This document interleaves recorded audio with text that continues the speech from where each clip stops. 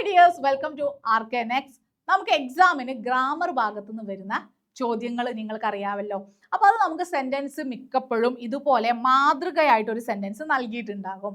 ചിലപ്പോഴൊക്കെ അത് വർത്തമാനകാലമായിരിക്കും. ഇവിടെ നമുക്ക് നൽകിയിരിക്കുന്നത് പാസ്റ്റ് ടെൻസ് ആണ് കേട്ടോ, ഭൂതകാലമാണ്. അപ്പൊ അതിനെ പൂർണ്ണ ഭൂതകാലത്തിലേക്ക് മാറ്റി എഴുതണം. നോക്കൂ, ഷാദി കാ ബുലാവ ആയ, വിവാഹത്തിന്റെ ക്ഷണം വന്നു.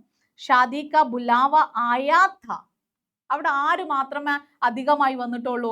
ഈ പറയുന്ന ഥ എന്ന് പറയുന്ന അല്ലെ ഒരക്ഷരം മാത്രമേ വന്നിട്ടുള്ളൂ. ഥ എന്തിനെ കാണിക്കുന്നതാണെന്ന് അറിയാമോ?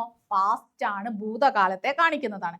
ജനറൽ കോച്ച് സെ സഫർ കാ ആനന്ദ് ലിയ ഥ എന്നാണ് അവിടെ കറക്റ്റ് ആയിട്ട് നമ്മൾ ആൻസർ ചെയ്യുകയാണെങ്കിൽ വരിക. ഒരു മാറ്റവും ഇല്ല. പക്ഷെ എപ്പോഴും ഇങ്ങനെ തന്നെ ആയിരിക്കില്ല വരിക. ഇവിടെ നമ്മൾ ഇങ്ങനെ എഴുതുന്ന സമയത്ത് നമ്മൾ ഒരുപാട് കാര്യങ്ങൾ നോക്കണം.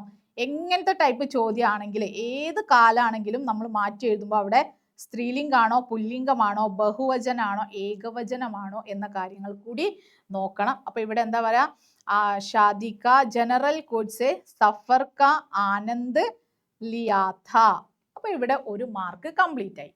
ഇനി നമുക്ക് ഇതുപോലെ മറ്റൊരു ചോദ്യമാണ്, മാ അന്തർ ചൽത്തി ഹെ മാ അന്തർ ചല്ലേഗി എന്ന് പറഞ്ഞാല് പ്രസന്റ് ടെൻസിൽ നിന്ന് അതിനെ എന്താക്കുകയാണ്? ഭവിഷ്യത്തിലേക്ക് മാറ്റുകയാണ്.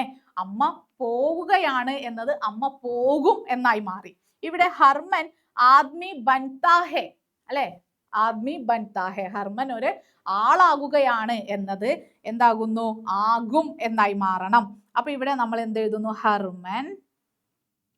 ഇവിടെ കണ്ടോ, ഇവിടെ സ്ത്രീലിംഗമാണ്, അതുകൊണ്ടാണ് ഇവിടെ ചല്ലേഗി എന്ന് വന്നത്. ഇവിടെയോ ഹർമൻ ആദ്മി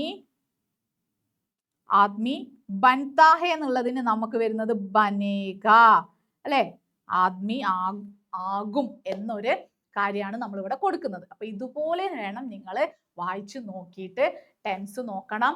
അതുപോലെ ഏകവചനാണോ ബഹുവചനാണോ സ്ത്രീലിംഗാണോ പുല്ലിംഗാണോ ഇതൊക്കെ ഒന്ന് ശ്രദ്ധിച്ച് വേണം ആൻസർ ചെയ്യാൻ.